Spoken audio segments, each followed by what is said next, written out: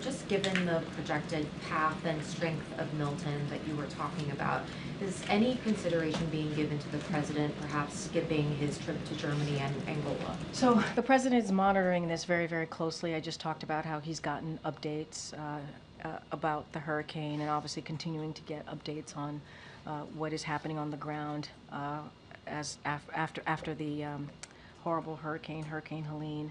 And so that will continue. I don't have anything to share about a change in travels or his schedule. And so certainly if that were to be, we would share that with all of you. Is that something that's been discussed at all, the possibility of What a I can schedule? say is that we are monitoring the hurricane, Hurricane Milton. As you just heard me at the top, it's going to be a Category 5. Our job right now is to make sure we make it very, very clear to folks who are on the ground to please listen to local officials, to please be ready and take this very, very seriously. And FEMA and other federal agencies are preparing or pre-positioning on the ground to offer up assistance and to be ready for when the hurricane hits. I just don't have anything to share about any change in schedule.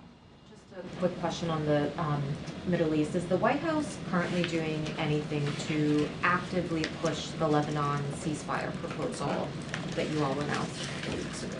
So look, what I can say is that look, when it comes to the proposal that you just stated, that the 21-day proposal, what we believe is ultimately, and the Israelis have said this themselves as well, is that there needs to be an agreement that allows civilians to safely return to their homes on both sides of the border over the long term. So we're going to be having regular consultations with the Israelis, with the Lebanese, and others regarding the right moment to press for such an agreement. But ultimately, that's where we need to be in order for both sides, civilians on both sides, to return home. When you say you're looking for the right moment to make a push for that proposal, are you saying that moment is not now, that you're not actively? I mean, we are in regular conversations. As I said, we continue to have those discussions with Israelis and the Lebanese on this particular issue. We believe that we need this. We need to have a space.